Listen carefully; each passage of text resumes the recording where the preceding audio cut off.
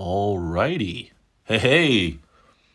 Welcome back to Tailosive Tech live on YouTube, ladies and gentlemen. I hope you're all having a wonderful Tuesday. This is actually, I believe, if we're not counting the members-only streams, this is the first Tailosive Tech live stream of 2022. So, yeah, get used to the new fro. It was long overdue, but since I'm so far in between in haircuts, we decided to go extra short. So I guess if it's too short for you, don't worry. I believe the hair should grow back if everything's working properly. But aside from that, Apple, oh my God, hit an astounding milestone recently. The first company ever that I'm aware of, the first publicly traded company that's hit a $3 trillion market cap. I don't think most people have a firm grasp on the concept of how much a trillion is, but it's a lot. Okay, that's a insane valuation. That also says a lot about how the market views Apple in their potential success, which is kind of interesting to me because I sometimes view Apple as kind of matured. They're established, and in a lot of ways they've kind of peaked. I would say there's not too much more they can do when it comes to watch development or, sorry, something's in my mouth. I don't know what they did. Next year they'll make another trillion. Yeah, probably. Big Truck Series Review has been an Apple investor since 2006 dividends. That's true. Apple does have, not the best dividends in the world, but they do have dividends. But overall, yeah, just seeing how stagnant in the tech community Apple may be seen, or how little growth there is when it comes to new iPhone features and that type of thing. But I think that the reason so many investors are comfortable with Apple, no financial advice, by the way, do your own research and all that, but the reason so many people are comfortable investing in Apple is because they've secured this very large, very obvious segment of the technology market that is the smartphone, and of course the services surrounding the smartphone between wearables and headphone, whether it's a watch that allows you to stay connected to your phone more closely, or whether it's wireless headphones, which are just becoming ever so more popular. AirPods in their own right could be, a $100 billion market just by themselves, and Apple gets to own that, and as well as the whole Mac market, the iPad market, the watch market, the iPhone market. There's so much surrounding them that people just see it as this safe investment because essentially they don't see Apple going anywhere, which I find interesting because I still struggle to see what Apple can do differently from what they've already set out and accomplished. What else can they introduce? What else can they change the game with? And I think that the answer is they don't have to. I don't really think Apple needs that next big thing or that next groundbreaking moment to retain a valuation this high and to retain the comfortability of investors, because there's probably just always going to be a very large demographic of people willing to pay for iCloud storage or every so often upgrade their iPhone as soon as the battery health isn't good anymore. And it's not so much about the iPhone needing to get better in order to upgrade. It's just people are comfortable with iOS and people are comfortable with that App Store and iMessage, and that's something that even when Epic tried to go up against Apple with, it's I don't think anyone is going to be able to take that away from them. They're gonna stick around. And they're going to retain having those advantages that they currently have for a long, long time. And I think it'll be somewhat interesting from the business side of things just to see how Apple performs long-term without game-changing features, without revolutionizing a sector, just to see when the market kind of plateaus and you've sold as many phones as you can and you really can't grow market share that much anymore because anyone who wants an iPhone has one, and there's not really going to be a big section of the planet that suddenly decides to buy one. It's tricky to figure out where you go from here when you've been this successful and you've had a valuation so high.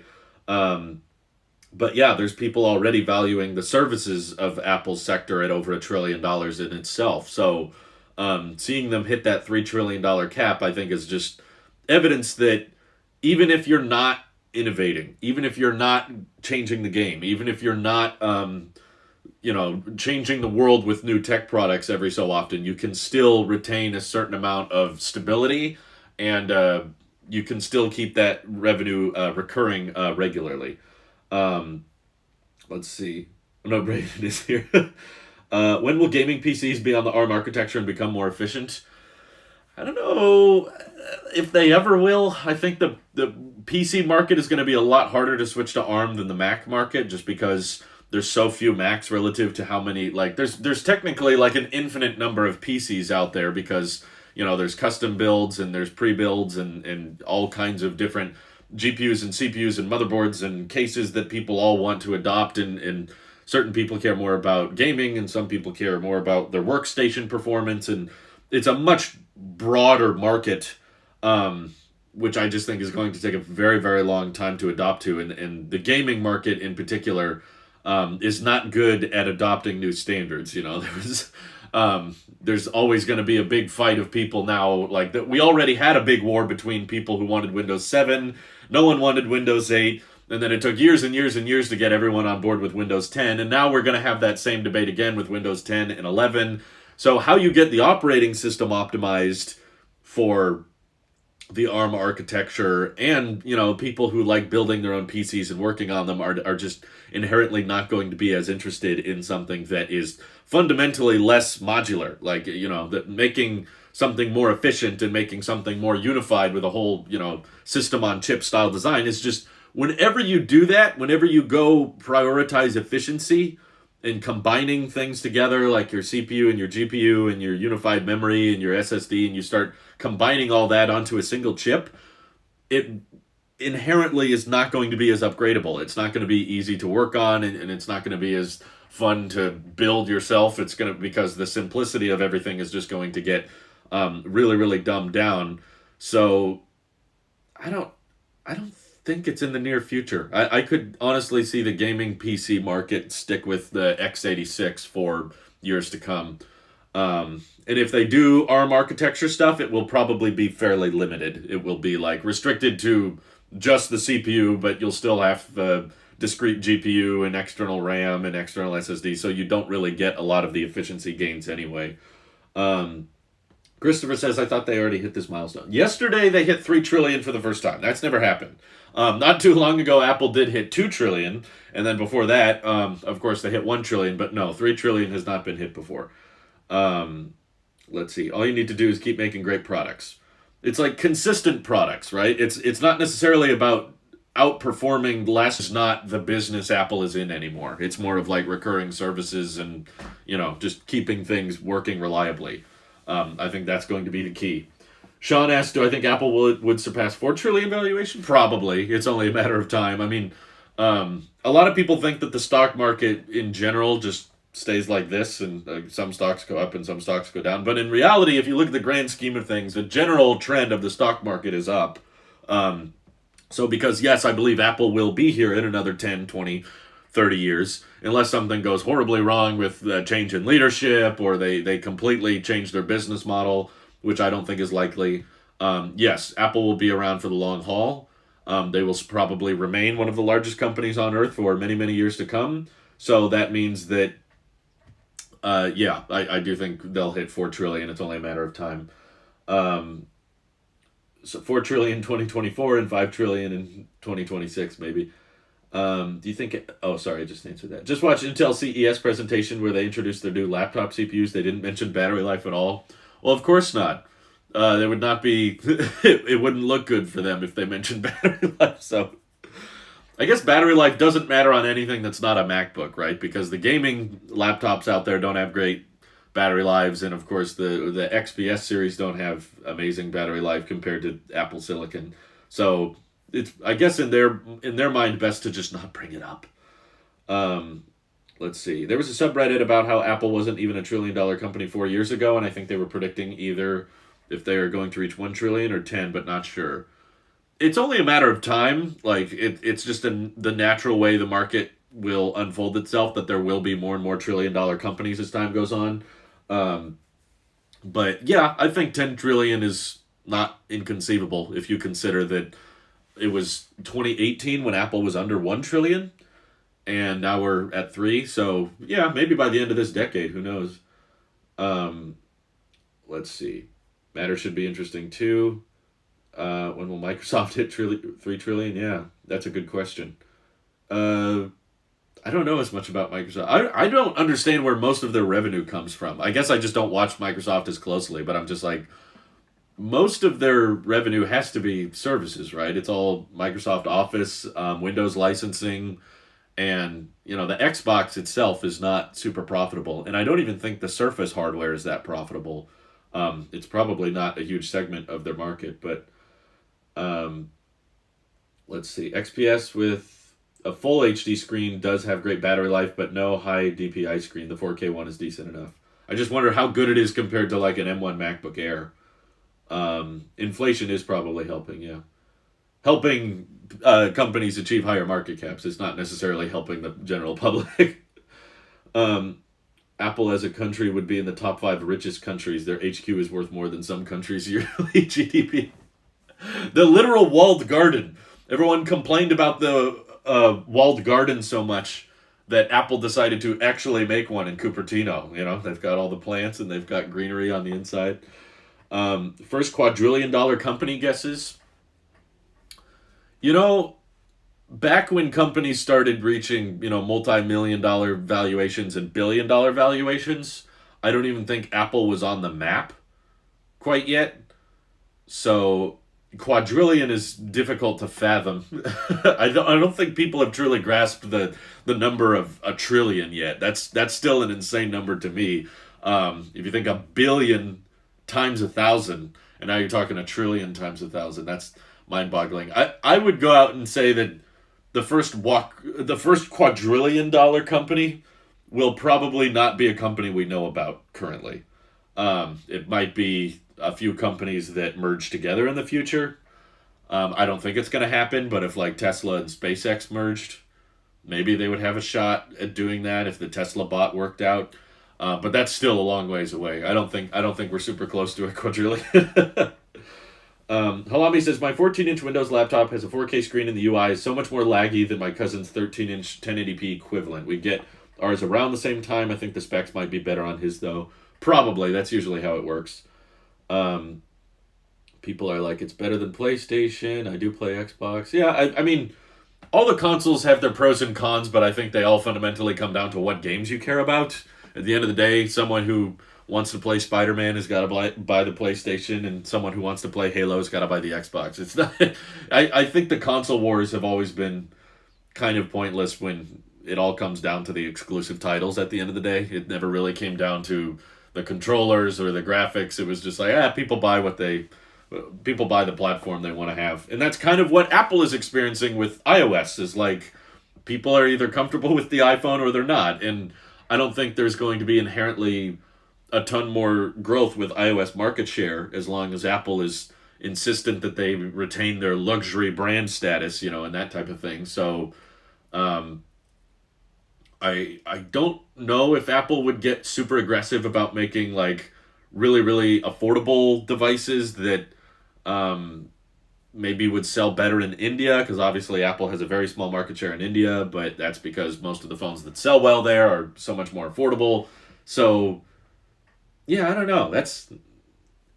I think that for the most part they're going to keep the market share they pretty much have right now. They might win a few people over here and there, but I don't think it'll be because of what Apple does. It'll be because Android gets too annoying for people, or the fragmentation on their Android devices get a bit too frustrating. But no, that's the thing. Apple's not a monopoly. They don't have a dominant market share in most countries. And where they have dominant market share, it's usually around 50-60%. It's not like 95% or 90% or anything, which is what you would have to be closer to that to be considered a monopoly, in my view. Do you think Apple deserves the value of a $3 trillion company? That's a tough question. It's gonna change a lot depending on who you ask, but because I'm an Apple sheep, I'm gonna. Okay. That's so weird.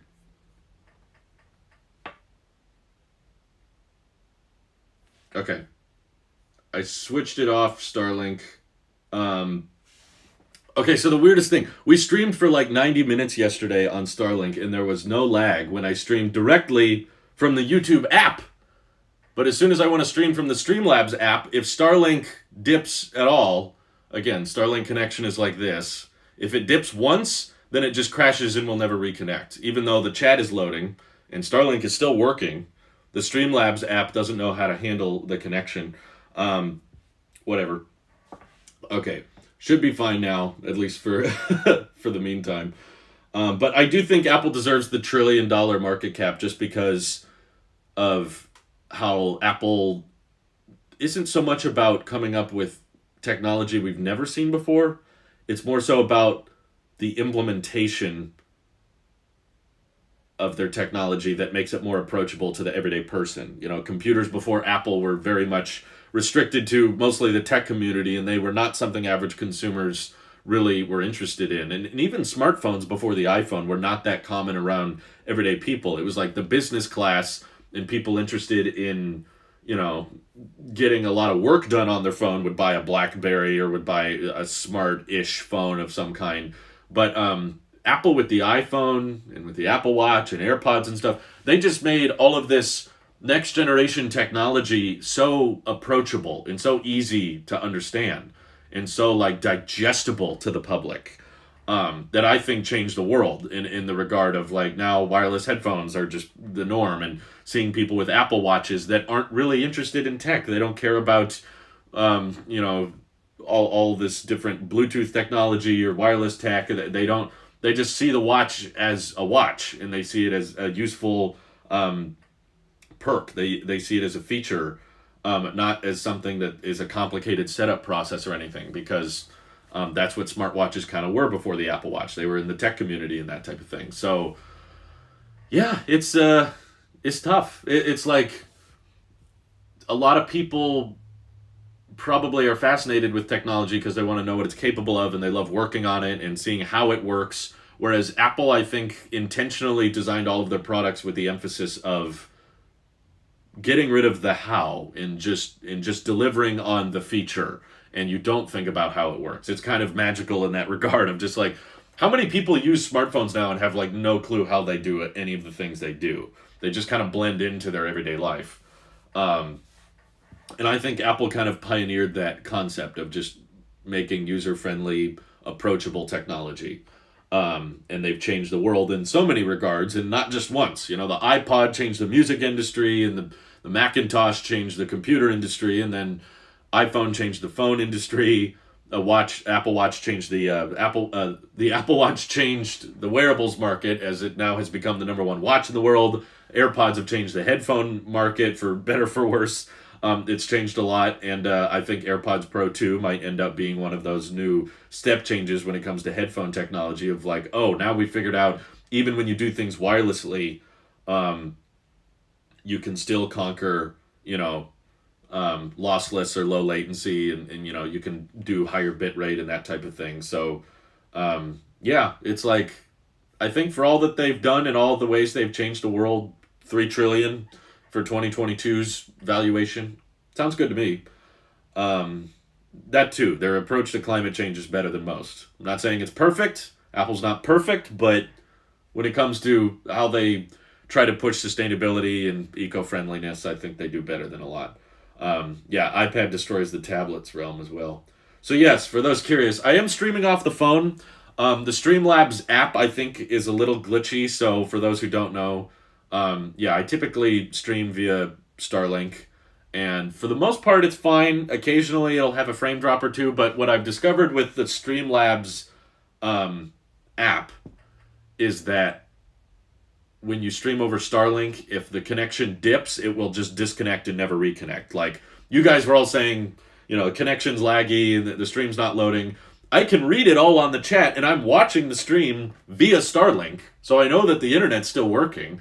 If it wasn't working, the messages wouldn't show up.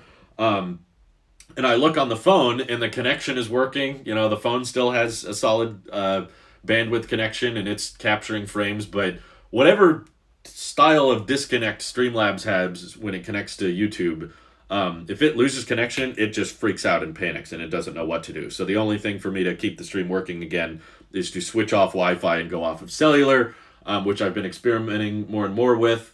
If it proves to be stable enough, I might upgrade my cellular plan. But yeah, I was streaming through the YouTube app yesterday for 90 minutes, and there was no lag whatsoever, and the whole thing was done on Starlink. And there was like a windstorm going on. It was crazy. Like there was a ton of rain, there was a ton of wind, and the connection was YouTube caps it at 720p. Um, so that's kind of frustrating. I don't want to do everything through the YouTube app because the YouTube app bypasses a lot of settings and it doesn't let you adjust certain things. And I can't use this camera. So that's one of the reasons I don't want to stream with the YouTube app, is because I can't switch between telephoto or ultra wide lenses like I am right now. And they don't let you stream higher than 720p, whereas Streamlabs lets you stream it practically whatever you want. Um, so yeah, it's a weird plethora of issues. It's like Starlink has some problems, YouTube has some problems, Streamlabs has its problems. Comcast, even when I streamed on Comcast, had its own set of problems, and I'm basically just looking for the most affordable way to stream regularly. But that all might be changing fairly soon because we are taking a trip.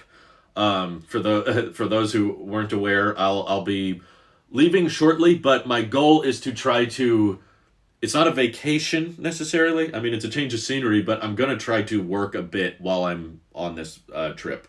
And I don't know what my internet situation is gonna be like. So I will see if I can live stream, but I'm not guaranteeing it. My first priority is going to be seeing if I can upload videos on the trip. And if I can do that, great. And if aside from that I can find a way to live stream, I will. But this might be my last live stream for a couple weeks.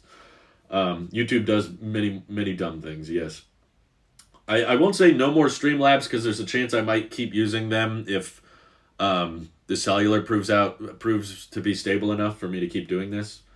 Um, in which case I'll probably just. What I like the idea of using my cellular connection for streaming for is I could upload a video as I'm live streaming, which I've never been able to do with Comcast or Starlink because their upload is too weak. So if you try to upload a video and then go live, the live stream's really choppy and the upload takes forever. So ever since I've had an internet connection, I've never been able to live stream and upload content simultaneously without at the old office back in 2018, I paid for two separate Wi-Fi bills just so I could do that. It was insane. It was insanely expensive. I think it was like $400 to $500 a month. I've since wised up and realized that the time I save by uploading and live streaming probably not worth that. But cellular connection is much cheaper. Um, Enjoy vacationing to the moon. Yeah, that'll be fun. Is the trip to CES? No, I apologize. Sorry, I realized CES is happening, so people might have thought that's what I was doing. Frankly, I don't care about CES, and I haven't for a long time, especially because they typically unveil a bunch of things that don't end up coming out. Probably, I've seen a couple of the things that have been unveiled so far. Nothing looks interesting enough that I would want to experience it in person. I mean, everything they announce and unveil at CES, I pretty much just look at online and go, oh, okay, that's kind of interesting. So, yeah, probably the most interesting things I've seen are just more Find My Network compatible stuff. I'm a big Apple guy. I care mostly about Apple. So finding out that Samsung has some new curved gaming monitor, I don't really have much interest in that. Or here's a new TV with a webcam attached. I'm like, great. I don't need to see that in person. So we're visiting friends out of the state, and I know it's easy for everyone to just say, just enjoy the vacation. But YouTube doesn't give you vacation pay, which means like, yeah, if I wanted to just vacation for a year, it just take the time off. I have no boss. I could take a year off if I felt like it, but I would make substantially less money.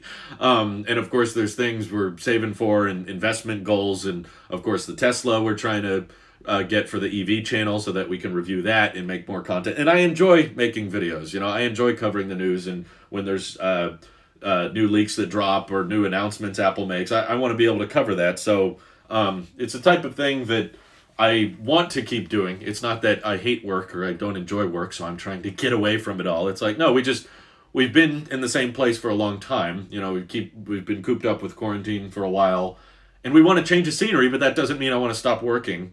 Because for one, that means you don't make as much.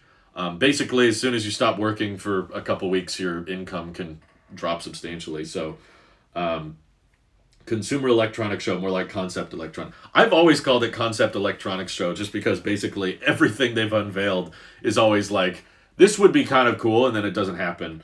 But even if they unveil the perfect monitor, you can't buy most of the stuff at CES. Usually they unveil something and then say, well, this is coming later. It's like, I don't need to see all that stuff in person.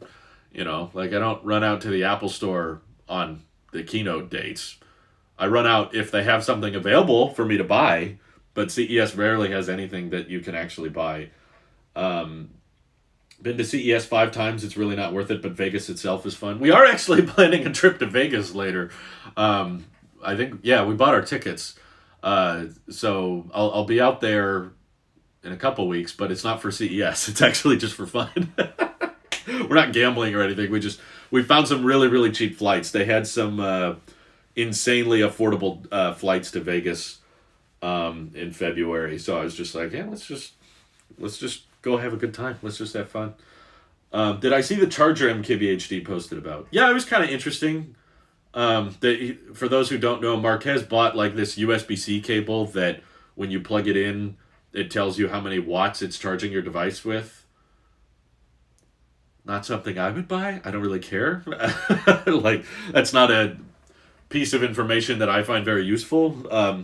But it's interesting. I mean, I know that tech has existed. I've always wondered whenever I saw those cables, like, how much power is that little screen using? Like, does that add to the overall wattage, or does that slow the charge just to have that little screen calculating how many watts it's being used? Then in like 8 to 24 months at minimum, the product will actually be finally released.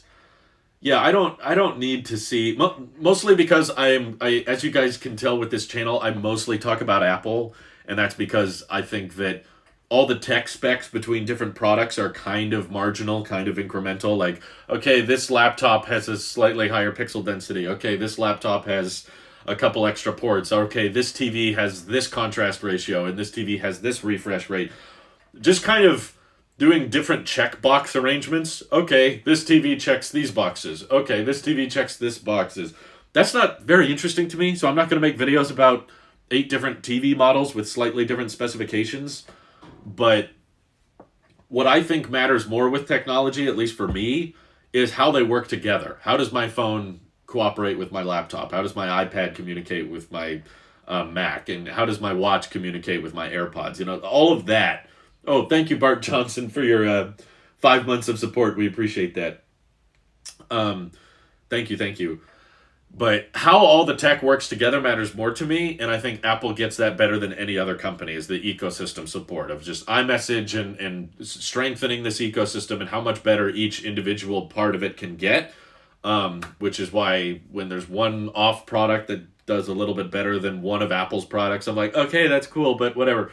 So I'm just interested in covering what I find interesting, because I don't think you guys would find my tech videos or live streams as entertaining if I was talking about things that I didn't find interesting. That's when this becomes a job.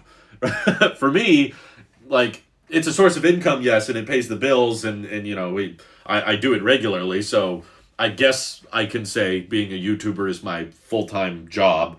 But in reality, it doesn't feel like one, because I just feel like I'm interacting and talking with people that are interested in the same things I'm interested in. So for me, it's fun. I'm just hanging out with you all, and I'm grateful that I bought this laptop, and that I'm going to try to work on the go. And I'll do a video breaking down like what I take with me and what I don't take with me. And I'll do like my tech bag breakdown and all that. So yeah, like, I'm interested because I want to travel, and my wife's got me more interested in that, because before I met her, I was not terribly interested in traveling. I was just like, whatever, I just gotta, hang out with people online and make more content. But I'm realizing as I'm getting older, like I've spent so much of my life in the same couple places, and I don't get to see the world as frequently, and especially during the pandemic and the past couple of years, I've been working from home. So I didn't even have a disconnect from my office to my home. So I wanna take advantage of basically the flexibility that this quote unquote job, which doesn't really feel like a job because I feel like I'm just having fun speculating with you guys, talking about the leaks, talking about what I think will happen and what I don't think will happen, and what's right, what's wrong, what makes sense for Apple to do, what they should do. Like, all that stuff is always rattling around in my brain all day. So YouTube has just become this great outlet for me to engage with other people that are thinking about the same thing, which I've always loved because in my personal life, I have not found that many people as interested in Apple or tech products as I am. So to interact with you guys and see how many of you are interested in the same stuff I am, that's a delight. That's fun. But I'm like, just because I do YouTube for a living, and just because I want to interact with you guys frequently and talk about the leaks and talk about news and that kind of thing, I don't think that should mean I have to stay in one place. I don't think that should mean I have to work in one location and stay there all year. Technically, I should be able to work wherever there's a good internet connection. Good as in, I could maybe upload a video or two. That should be decent enough. But that's why I kind of changed my tune on, a year ago I would have been saving up for the iMac. But then when the 24-inch iMac came out, I was like, okay, I don't think the dream iMac I want is going to happen. And I know Apple's coming out with these new MacBook Pros that are supposed to be really, really powerful. Mini LED and 120 hertz, of course, sold me on it completely. And the iMac Pro was getting up there in age. It was getting a tad old. I mean, I don't know what I said in the review because it's been a while, but I started accessing some files on it recently. Crawdaddy's asking, did I use my iMac Pro? Not much. It's basically just a YouTube machine at this point. When I'm working on videos on the MacBook, I'll play a YouTube video on the iMac, but that's about it. But I was accessing some old files and toying around with Final Cut a little bit on the iMac Pro, and I was already noticing the slight signs of age, just like, oh, this doesn't open as fast as my MacBook does, and so it was showing signs of where it was time to upgrade it nonetheless. And I'm thankful that Apple went all out with these MacBook Pros because this should enable me to work in all different kinds of places around the world. Like I have in-laws that I haven't even met in Australia. Australia has been super locked down, and we have friends in Puerto Rico, and I've got family now that's moved out of state, and we have friends that have moved in the Midwest and in the central U.S., and we have friends on the East Coast, and we have family and friends in Florida. So there's all these places I want to travel, and I realized that if I don't work while I travel, I'm not going to be able to save up and buy the things that we want to buy or invest in our retirement accounts or invest in passive income as much as I would be if I could have a workflow that is adaptable, that can change, that I can take with me. So that's why I'm just kind of challenging myself to see what can I work with, and can I fit all of my travel tech and get everything as simple as possible.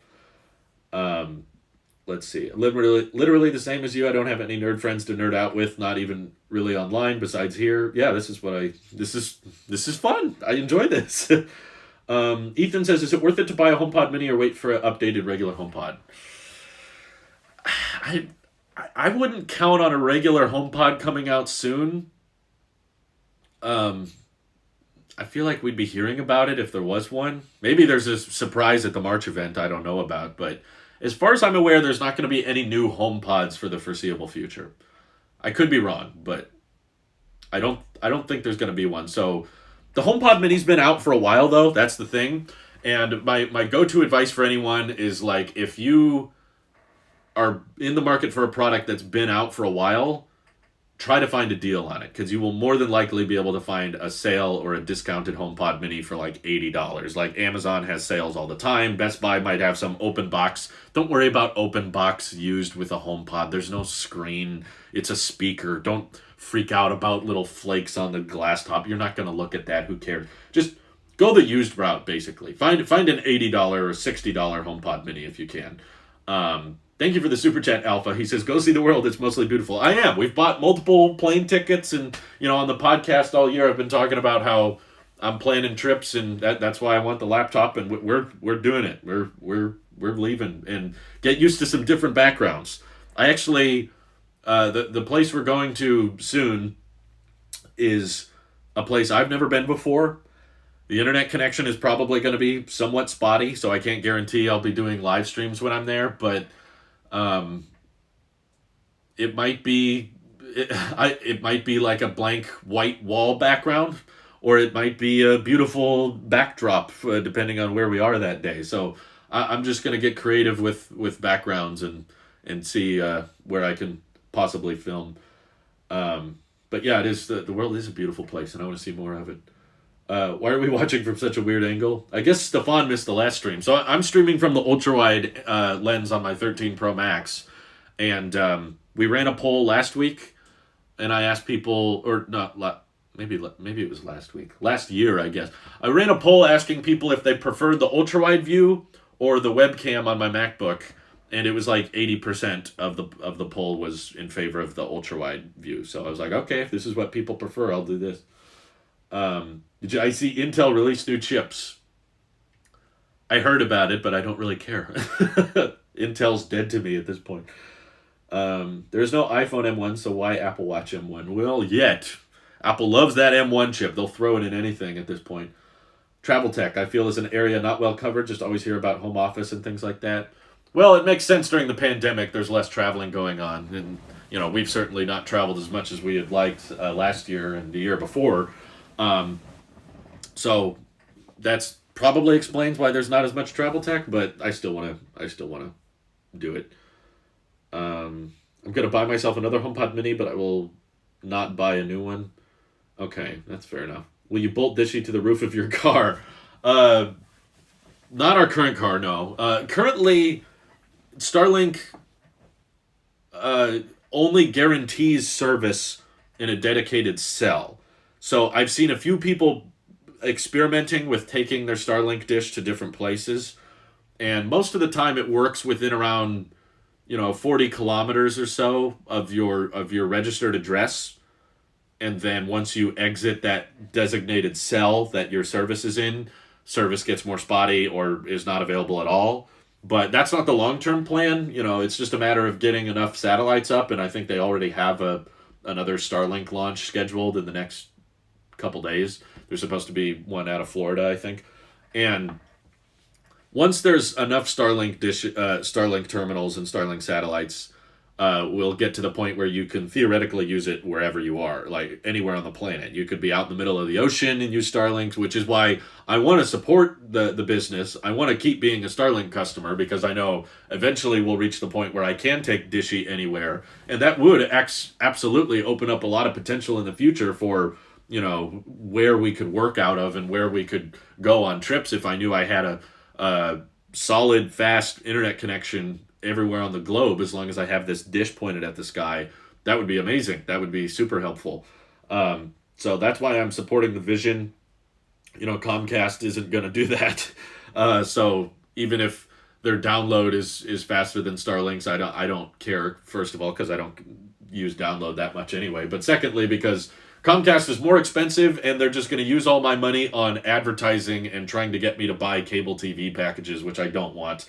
Whereas Starlink, I'm paying for that, and it's going to go towards making internet accessible anywhere on the planet. So I would love to see Starlink become theoretically accessible everywhere. Maybe theoretically I'd be able to attach the Starlink dishy to the Tesla in some way, shape, or fashion. I'm not exactly sure how yet. I've seen some people prototyping with like a tow hitch that comes out and the dish attaches to that. That's probably better than trying to bolt it to the glass roof. I don't think that would work so well. But it's like, I don't necessarily need a solid Starlink connection while the car is driving. I could also just pack up the dish and unpack it wherever we are. If we're camping, I'll unpack it and just put it on the ground and point it at the sky. Or if we're at a relative's house or a friend's house and they live kind of off the grid or away from solid internet, I could set it up in their driveway or what have you. Yeah, Comcast sucks. I agree. We need a HomePod Nano with M1 Max playing the stream at 2x so I can catch up. Oh, I see. When I get a bigger place, I'll grab a HomePod Mini. I already have the big HomePod. If you already have the big HomePod, see if you could sell that and pay for the price of 2 HomePod Minis. Maybe that's... I debated doing that at a time, and then I realized I don't use the HomePod very much. I'm actually using my HomePod right now just so I can have you guys on a slightly higher angle. So That's what the 13 Pro Max is on right now. That's one benefit of streaming from the phone. I can just pick you guys up and show you around. Let's see. Will you buy a Mac Pro if Apple released one to review? Wait, released one to review. Oh, I see. Like, yeah, I'm not interested in keeping the Mac Pro, but would I buy one just to review for the channel? I think so. Kind of depends on the price. It's kind of a lot of money to drop and then, you know, not keep that product. So I either sell it or return it. But either way, it puts a big charge on your credit card. So I guess maybe, depending on how it's priced and how interesting it is, like, I don't know. I'm not sure if, I never reviewed the 2019 Mac Pro just because I didn't think it was that interesting, and it was kind of a disappointment in my view because of how expensive it was. And it's even more hilarious in hindsight looking at like how how Apple was pushing the modularity and the upgradability of the Mac Pro only to then switch to ARM architecture the following year. Um, so, end of the day, it's like, well, you bought this thing so you could upgrade it, and now it's probably not worth upgrading. You just got to buy a whole new Mac. So, yeah, I might get it depending on what the news is like at the time. Um, yeah, maybe. I'm undecided. I guess if people really, really want my opinion on it, maybe I'll do it. But I also don't think I'm the type of channel to do a bunch of like speed tests. I've kind of been like, I'll review this Mac because I want to see how it works in my, workflow. But the Mac Pro, I don't know if it would showcase something I don't already know. Okay, it's faster than the M1 Max now. Great. That's really fast. You should auto lock exposure and slash focus on your face. I don't know if Streamlabs does that. Your back is focused slash exposed properly. Can you hear me? I think that's what matters. My pitch to save iPod line makes an iPod Touch 8 with A13 chip iPhone SE design. What you want Apple to do with the iPod Touch would take away its starting price. The only reason the iPod Touch is $199 is because it uses such dated technology. If you wanted to give it an A13 chip in the iPhone SE design, guess what? Apple already makes that. It's called the iPhone SE. Just buy it unlocked. There's your iPod Touch. Apple Music pre-installed for like 150, 200, or a notch design if Apple actually cares about it. It's not that Apple doesn't care about it. I mean, second of all, they don't care about it. But primarily, if Apple made a notched device that cheap, it would eat into their sales of the higher priced devices. So it's more about not cannibalizing the lineup than it is actually making a product that cheap. Russell says you can do it via long pressing. Let me see. This should be fun. How am I supposed to long press when it's on the rear facing? I don't think it works like that. The whole camera is just the chat. There's not a bunch of like options here. Maybe if I switch it to front camera. Is this much better? Does this please your cinemaphile preferences? I need to make sure that this live broadcast looks way exposed properly. Anything live is going to be super compressed, by the way. Your camera is smudged. That might help if you clean it. I think the front is worse from what I can tell. So I don't think, no, long pressing doesn't work as far as I can tell. Yeah. Long press does, it just switches the camera around. I can double tap. I see. It's terrible. Go back. Okay, Russell. I'm sorry. You're not going to get what you want. If I'm streaming on a phone, you're just going to have to put up with this. Front camera is not better. Yeah, long pressing. It doesn't work with like that when you're live. Yeah, I think this looks fine. I like the ultra wide view. I don't need you picking apart all my details. You're an art director. Okay. I don't think live streaming what I think about Apple hitting a $3 trillion market cap is an art necessarily. It's like, can you hear me? Can you see me? Can I read the chat? Okay, we're good. Everything else is kind of semantics at this point. I'm basically looking for what's the easiest way to set all this up? Because I want to see if I can live stream on the go. I don't know if I'll be able to. It'll depend on the internet connection where I am. But it's not going to be. Your nose hair is crooked. What is your thoughts of 8K camera quality on iPhone? I don't think 8K matters. If you're recording something on a phone, the resolution is not the limiting factor. The reason your phone isn't going to look as good as a dedicated camera is not because the sensor doesn't support 8K. It's because the lens is too small and the compression is too high. So I think it makes far more sense, just like Apple is doing, to prioritize getting rid of that compression as much as possible. If you want, and to emulate how a dedicated camera would actually look, that's the priority. Cinematic mode, in my experience, was actually able to fool more people that I was not filming with my normal camera than ProRes was, but both would help.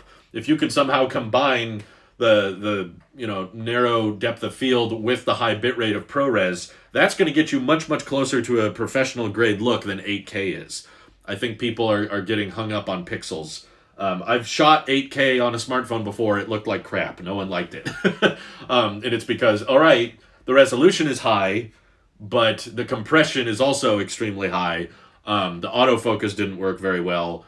And the amount of trickery with computational software they have to do in order to get the phone to actually record at 8K is so insane that it's really not worth messing around with.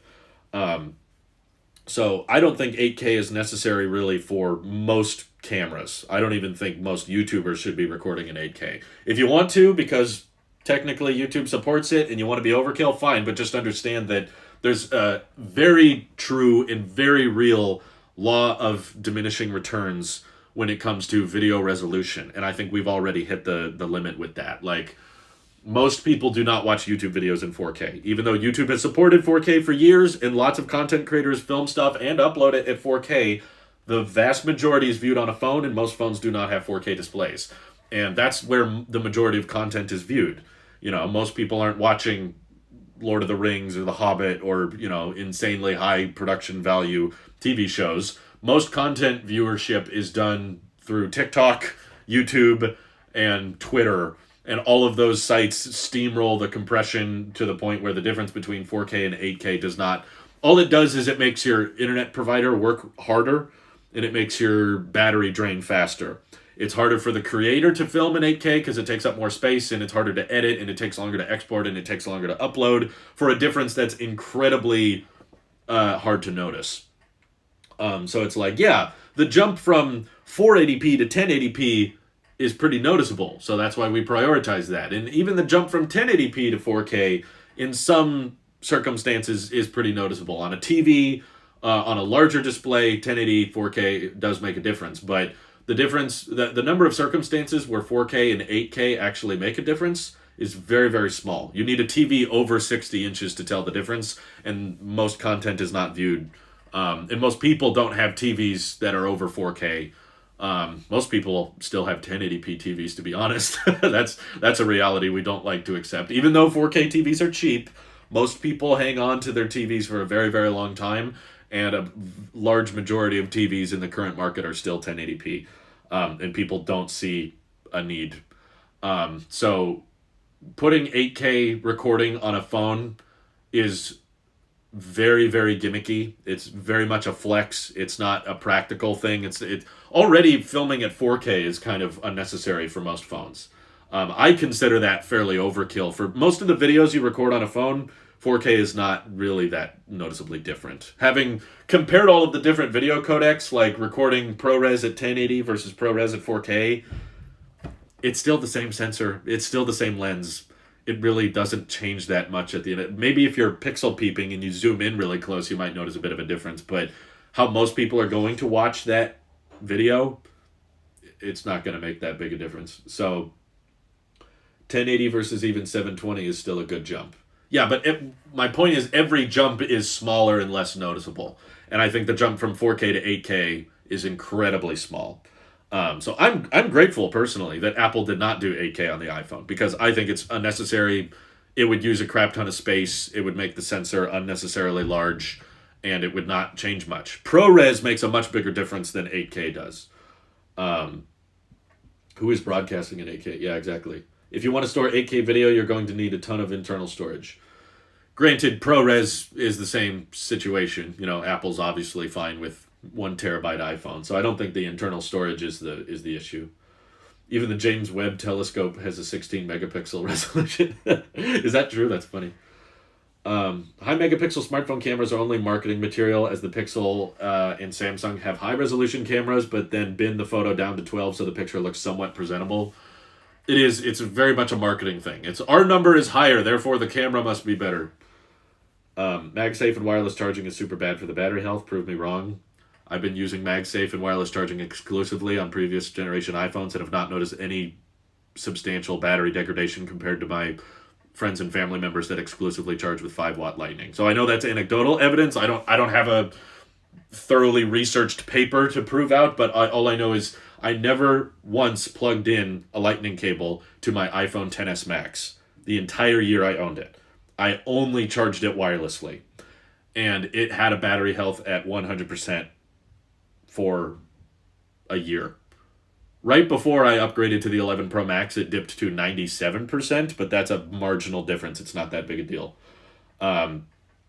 Wireless charging is less efficient. It does create more heat, but as far as I can tell, the heat is not coming necessarily from the battery. It's coming from the charge pad itself, heating the outside of the phone to get to the charge on the inside. Whereas when you fast charging is much worse than wireless charging, in my experience. Thank you for the super chat, McDonald. He said, "Get yourself a nice soda." Well, that was nice of you. I'm actually cutting out soda. I don't know if we've talked about this, but I do have some New Year's resolutions. Not so much with tech, but I'm trying to eat healthier. I'm trying to cut out on desserts and sugary foods because I think I've gotten used to eating too many desserts with after dinner, and sometimes even after lunch. I would just always want to snack on chocolate or candy and or just cookies. And with the holiday period, there was a lot of sweets. So I'm trying to lose some weight. I'm trying to eat healthy, and yes, I'll be cutting out soda. So I appreciate the super chat, McDonald, but I won't be getting a soda. Wireless charging is better for the health because of how much slower it is. It's as simple as that. I don't think it's better than just regular 5-watt wired charging because that's slow and it doesn't create much heat. But I don't think wireless charging is as bad as fast charging. When you're fast charging a phone, it's the battery getting hot that you're feeling on the outside. When you wireless charge a phone, it's the outside of the phone that's getting hot. The battery itself is not actually that hot. Our MagSafe charger gives more heat than the 18-watt fast charger my mom has, which I think is worse. The heat is worse. Overall, using the battery is bad for it. I do think people overall probably get more hung up on battery health than they really need to. Like for a long time, the channel members who have been watching the behind-the-scenes live streams, thank you, by the way, for all you guys supporting. You're aware that I tried to use al dente, this, Kivito 920, thanks for the 3 months. Get yourself some kale. I will. I'll get some kale. Thank you, Kivito. I was using this third-party application for Mac called Al Dente, where it let me limit the charge rate on my MacBook battery to whatever percentage I want. So I was just capping it at like 60% because the MacBook Pro battery is insanely good. I took a week-long trip with it, and I never charged it once. It's bizarre how long it lasts. I'm pretty confident. No one has proven me wrong on this. I think this is the best battery life of any laptop. I keep saying that, and I'm not seeing anyone disagree. So I hope that doesn't interrupt the stream. Let me double-check really quick. Okay. Hopefully you're fine. I got a phone call from likely a scam company, and I was wondering if the phone call was going to make the phone freak out, but I think it's okay. It buffered for a second, but I think it's all right. Anyway, I'm pretty confident this MacBook Pro has the best battery life of any laptop that's ever existed. So I wanted to prioritize it still just because I want to own this MacBook for many, many years to come, like at least 5, maybe more years. And I was babying the battery life, and of course, I know all the battery health.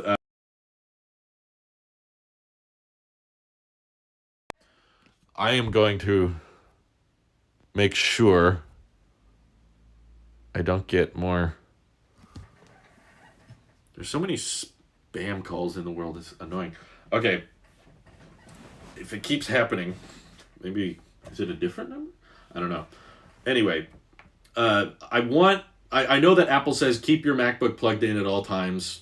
And of course, the less cycles, the better. So just, you turn on optimized battery charging. But the thing is, the optimized battery charging thing doesn't work because my charging habits are not predictable. Apple is expecting me to use it all day and then plug it in at night, and then they leave it at 80% until it's at 100. Whereas when I'm working at home, at least, the MacBook Pro is sitting at its desk plugged in all day, every day.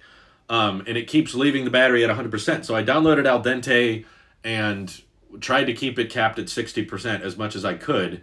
But the app itself was kind of buggy.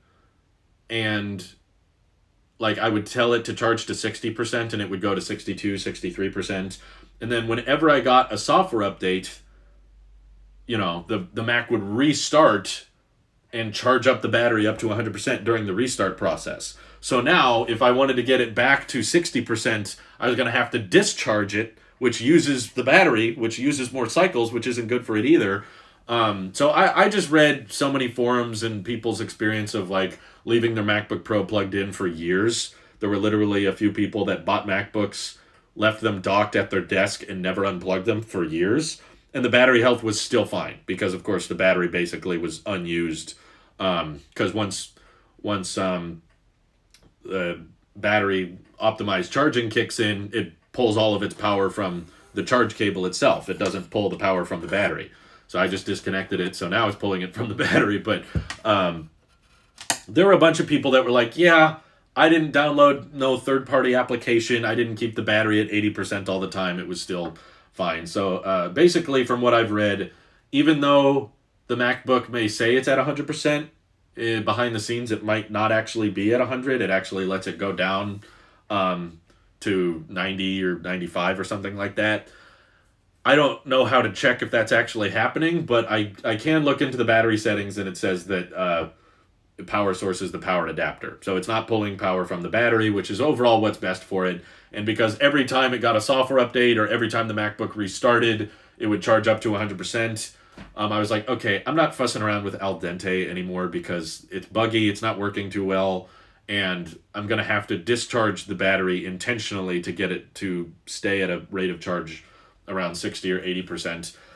At the end of the day, I've just accepted, so many people keep telling me, Alpha's even saying you worry too much about the battery. I'm telling you right now, I've stopped caring. I've stopped using Al Dente. I'm unplugging it willy-nilly. I'm taking it on a trip where it's not going to be able to plug in at a moment's notice. So I do plan on discharging it on the trip and all that kind of thing.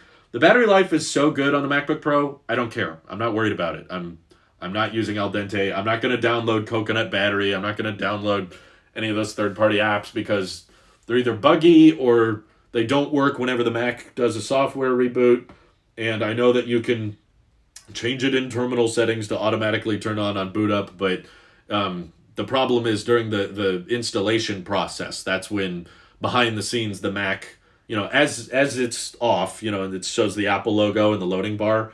During that state, behind the scenes, the firmware is like, oh, the battery's not at 100. Let's charge it up because I'm plugged in. So it charges up to 100, and once the update is complete, the battery's now gone past 80% or whatever the charge limiter I wanted to put it on was. So maybe the 140 watts is too high and doesn't want to use optimized battery charging. No, I know how optimized battery charging works. Apple looks at your charging habits and then looks at your screen time. And when they register that this is a time of day where you don't normally use your MacBook, that's when they cap the battery at 80% and wait until right before you use it to put it to 100%. The problem is I don't have consistent charging habits. This thing will be plugged in for weeks at a time.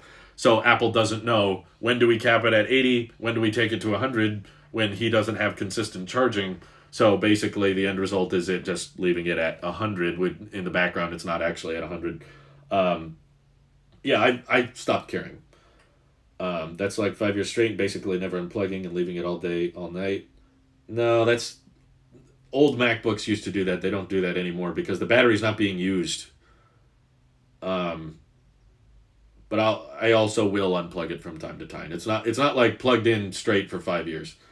Um, but the battery's basically not in use once the MacBook is powered from the power adapter.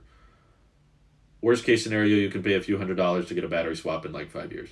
I'm not interested in battery swapping in general, but yeah, at the end of the day, the battery is so good in this thing, it shouldn't matter. Even if the battery degraded to 80%, 70%, 60% of its original capacity, it's still a great battery life. Seriously. Even at 60%, it's an astoundingly good battery life. Um, Optimized battery charging doesn't work on my 2015 MacBook Pro. Doesn't really work on mine either, but um, I'm not worried about it. I'll set the record straight. I'm not actively doing anything to preserve battery health.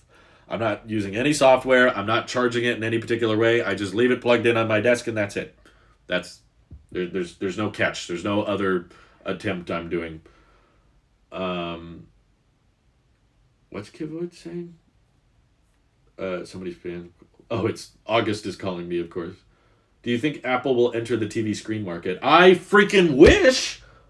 It still annoys me that we have to buy these TV boxes, you know? Like, okay, so side tangent. I'm kind of tempted to buy an Apple TV right now, and I don't like the price. I'm grateful that some Apple TVs with the new Siri remote have started showing up. Let me see if they're still there.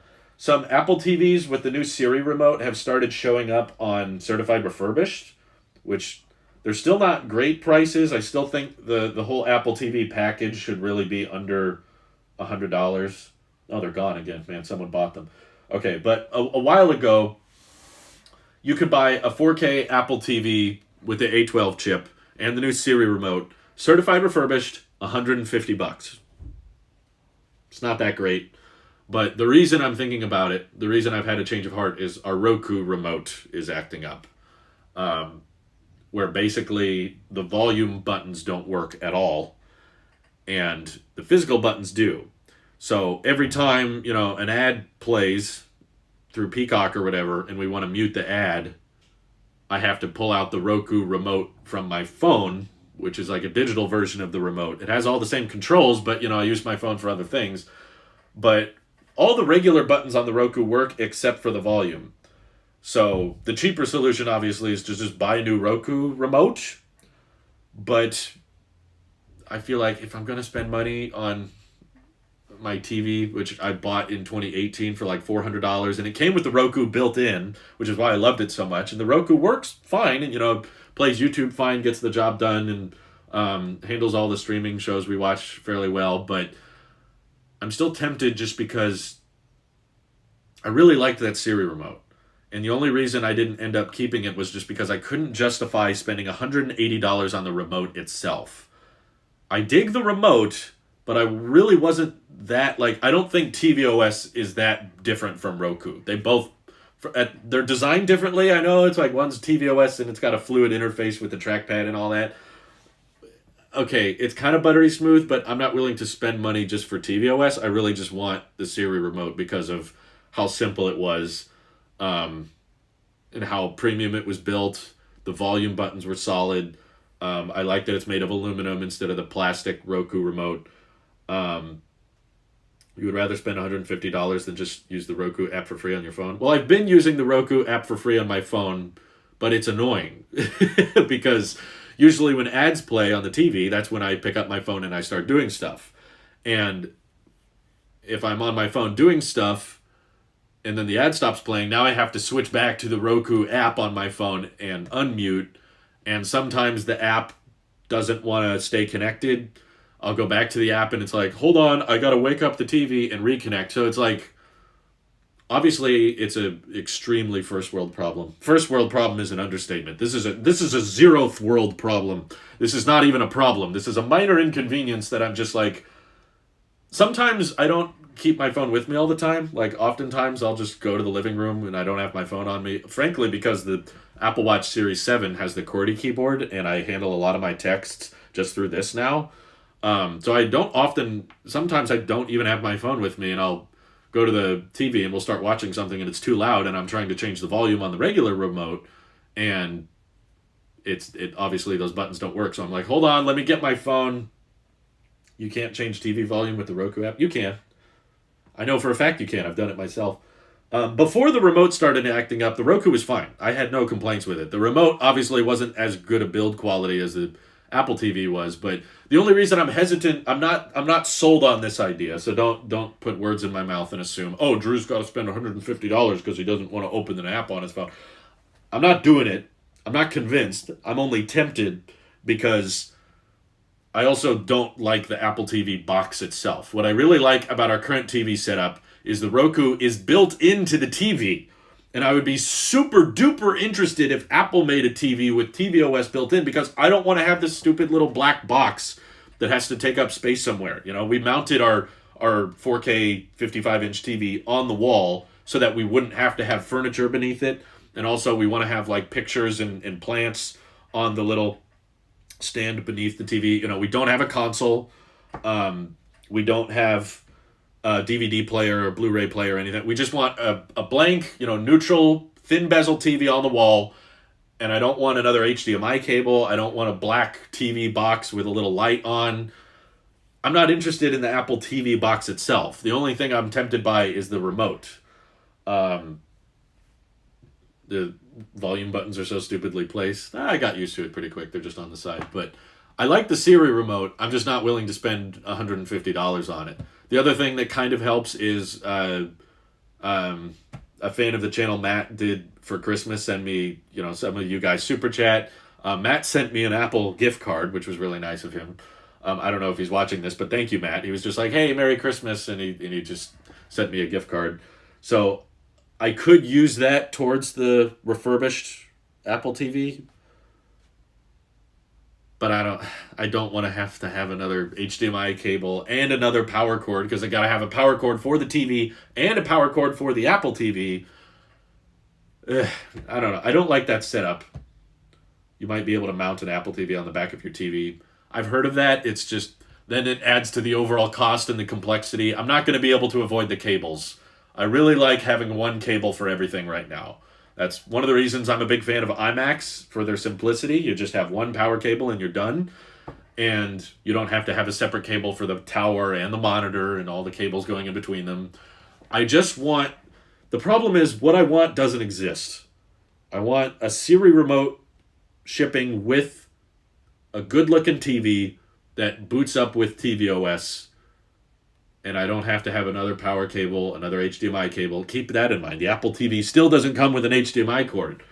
I might have to dig one out of the closet. I don't know if I have one, but if I don't, I've got to buy an HDMI cable. I have 4 Apple TVs, all refurbished. 2 4K, love them. Bought the new remote for both of them. Fantastic, worth it for me. I'm glad you like them. This is a non-issue. It's not a huge problem. It's not like the TV doesn't work. It's just annoying that sometimes I'm using the physical remote, and other times I'm like, hold on, let me get my phone, and then I'm using my phone and texting someone. And if I'm in the middle of checking an email or texting someone, and then I got to change the volume, I'm like, hold on, let me find the Roku app again, open it, change the volume. Ugh. Get the new Google Chromecast. It looks good, has Google TV and a really good remote. It's still going to be another HDMI input. I haven't tried the Google remote. I don't know if it's good. It's fortunate that Apple Silicon doesn't seem to work like that. In what way?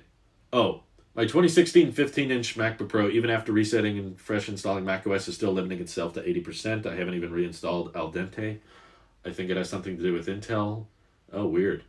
That's bizarre. Surprisingly, the Xbox Series S is the best media box. You get quality games, Dolby Vision, Atmos, etc., $300, but you get much more than the Apple TV. Yeah, if I was interested in playing games more, I would definitely be in the market for either an Xbox or a PlayStation.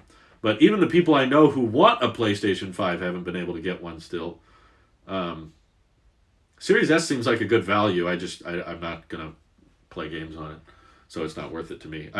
For my TV purposes, I mainly just want something that's good at playing YouTube and Peacock and Discovery Plus and Netflix. Just doing the streaming stuff, and that also does AirPlay. My Roku does support AirPlay, which is really nice. That kind of killed off a lot of the point to having an Apple TV to me once they just rolled out an update and they were like, oh, by the way, you can now screen mirror your device. So when we have family or friends over and I want to show them pictures on the TV, I just go to Control Center and tap Roku and it shows up. It works very well, very quickly. So I'm like, cool. Works fine. Buy cheap third-party universal remote. I haven't found a universal remote I like.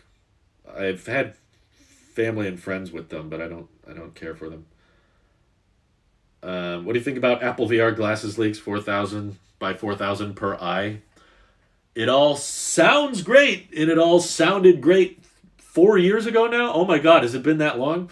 I remember doing a video about Apple VR glasses or AR glasses in 2018, and there were leaks that it was going to have 8K resolution on each eye, and I wasn't even married when I made that video. Now I've been married for over 3 years and we're still saying, like, what do you think of these leaks? It's like, I believe some of the leaks, sometimes I hear stuff and it sounds believable, hearing about AirPods Pro 2 getting lossless playback and the Apple executives talking about how Bluetooth has its limits and they want more bandwidth out of it. I'm like, okay, that sounds believable. AirPods Pro 2 having an external speaker so you can ping it like an AirTag. Okay, I believe some of it, but when you hear the same leak over and over and over and over and it keeps not happening, that makes it really, really hard to get excited for or have much of an opinion on. Obviously, you want high pixel density on anything that you strap to your face because you're going to hold it really close to your eyes. So pixel density matters. So if Apple was to have a state-of-the-art AR headset, yeah, making sure each lens had very high pixel density sounds like Apple. That's logical. But aside from that, I'm like, a lot of reputable people saying it's going to come out this year, and I've just seen them all been wrong before, so I'm hesitant to believe them. I think it would make me believe. I think I could believe it a lot easier if we actually saw some leaked images of the thing, like if someone came forward and said, "This is what it looks like," or here's a leaked prototype picture or something like that. It's probably all locked down within Cupertino, so it's hard to find. But I just don't understand how this is going to change much. The headset, at least. I can see AR glasses being revolutionary, but something that covers your eyes and it's a whole thing you strap around, that's not fashionable. That's not something people are going to wear as much as they wear AirPods or an Apple Watch. That's just going to be like a living room toy. It's going to be fun for some AR games and basic stuff, but you're not going to wear it with you all the time. It's interesting. I'm all in favor of Apple entering as many markets as they want because I like the way they package technology to make it easy to understand and approachable and simple. I like all that. So, yeah, Apple, make a refrigerator, make a washing machine, make a TV, make a camera, please. That would be great. Make a car. I don't think they will, but I wish they would. Apple, make a car 6 years ago. And then the VR headset, I'm just like, okay, yeah, Apple could probably streamline that and make it really easy and simple, but it's still probably going to be $3,000, in which case not that many people are going to buy it. VR headset was supposed to compete with Google and Facebook, now Meta. I think Apple doesn't even have to enter that space to beat them because they're not doing very well with it anyway. The only thing is when you have it set to quick start. Oh, you're talking about your MacBook thing? Switch to HDMI 2 or turn off the TV. Okay, you're having your own conversation here. Oh, 2018 Viso TV with SmartCast, and it supports AirPlay and HomeKit, and it's been mostly reliable, at least in the remote department. Okay. Tim Cook will probably step down after Apple Watch Series X in 2024-ish. I believe Tim when he says he wants to oversee one last big product announcement. That sounds believable to me. Tim, he didn't give a year on when he was going to retire, but he said he wants to oversee the launch of one big major product announcement, one big thing, not a Series 8 Apple Watch, not an iPhone 15, but a new category, and my guess is it's AR. He probably wants to launch either the AR headset or the AR glasses and kind of kick off a new generation of tech and then step down. Let's see. I noticed you hit 35,000 on Twitter. Was wondering if you could apply for super follows or enable profile tips so I could support you on there. Thanks, Drew. I'm not super interested in having more income sources. I got to report on my taxes. We already are trying to simplify that more and more with all the income streams we have. I think, yes, I'm convinced you would support me with a super follow or profile tips, but I think mostly it would be like 3 people, and it would be a lot of paperwork and applications. I think I looked into it and they asked for a bunch of stuff, and I was like, oh boy, I got to fill all this out. And I wasn't super into monetizing Twitter, and it was like, explain to us why you think you deserve to be monetized. And I was like, okay, I don't know. Someone asked me to do it. I already like a little frustrated with Twitter just because I requested verification and they were like, "No, you're not up to our standards that required a verified account." And I'm like, "I'm verified on like 3 other platforms. You're the only one that doesn't want to verify me. What's the problem?" They're like, you're different because we need your face to be in the profile picture and we need your account to be your name." And I'm like, that's not what I'm not willing to change everything about my Twitter account just so I can have the check mark. But what do you mean the AirTags are the revolutionary product? He said that after the AirTags came out, so I don't think he was counting the AirTags. Did he not say he would retire at 60? I never saw that. If he did, I missed it. I think that would be a very obvious number. People would be like, Tim Cook, when he retires in whatever the year is he turns 60. Let's see. Can't wait for the Apple chip, of course. AirTags are... Twitter can be weird. AirTags are revolutionary, though. Exactly. The headset is a necessary stopgap to the glasses. I don't know if I agree with that, Adith. Like, can you not just release glasses later than everyone else? Like, I don't think Oculus, or I guess Meta now, I don't think Meta is like leading market share of AR technology because they have some VR headsets. Like, whether or not Apple releases the AR the goggles with the strap on the back, does that matter? Why can't they just go straight to the glasses?